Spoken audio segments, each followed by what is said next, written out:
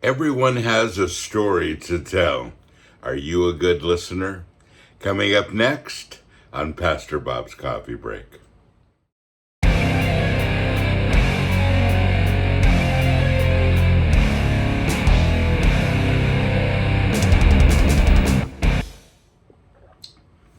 It's one of our older mugs. It says, "Quit playing church and be the church." Great mug.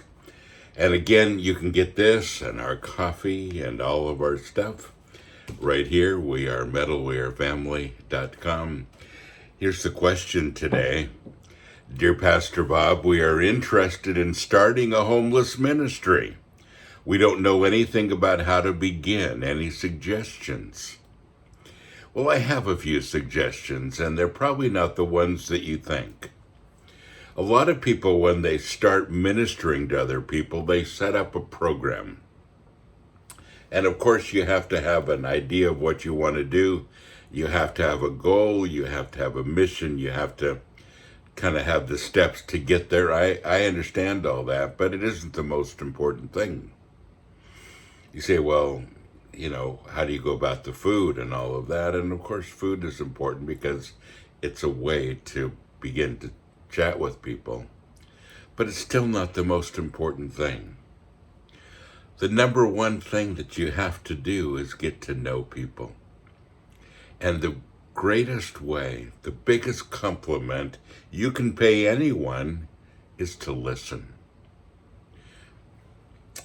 Everyone has a story to tell. Every one of us. We have life experience. We have funny things that have happened. We have horrible things that have happened. But we all have a story.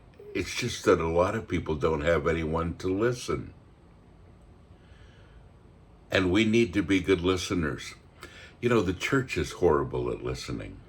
They really are. And when it comes to listening, we'd rather talk than listen. And we're always doing this with people instead of doing this with people.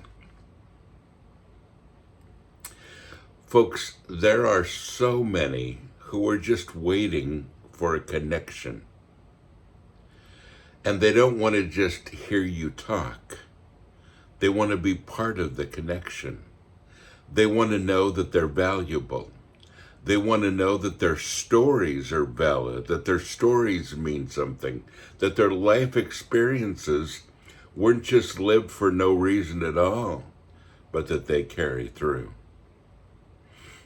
And then they need that encouragement from us, that once we listen and we listen attentively, that we're ready to respond. Listening is an art. And I bite my tongue a lot of times because as I listen, I'm just like many of you. I can think of all kinds of things that I would say to this person, and I have to bite my tongue because I realize it's not about me talking, it's about them talking. It's about them sharing their stories, and I need to listen. So there are some good listeners around, and you know that they are interested in you. They want to hear you speak. They ask a question, and they're kind, and that you can see in their face that they're listening, and they give you the space to talk. It's wonderful. And then there are those people that will ask you a question for bait, because what they really want to do is tell you their story.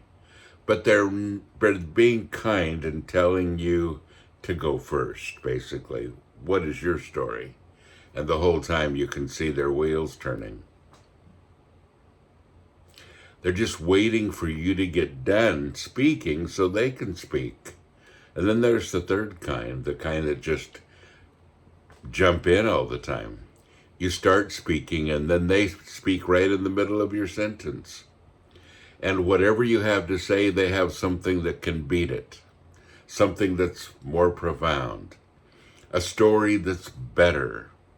And they're always trying to beat you at your own game. Well, in this case, your own story. So how do you get through that? You become a good listener.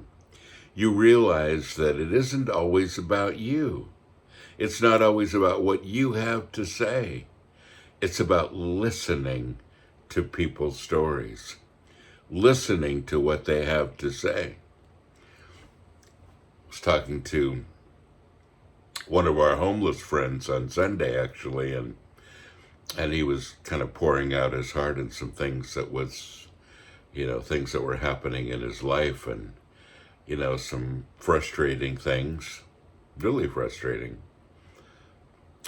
And I really care about him. I've known him for a long time, but I wanted to hear. I listened, and as he was speaking, I realized that he just needed to talk. And that something profound happens when you just give people the opportunity to talk. Many of them, if they're going through a difficult time, will begin to solve their own problems. Yeah. They just need to talk it out.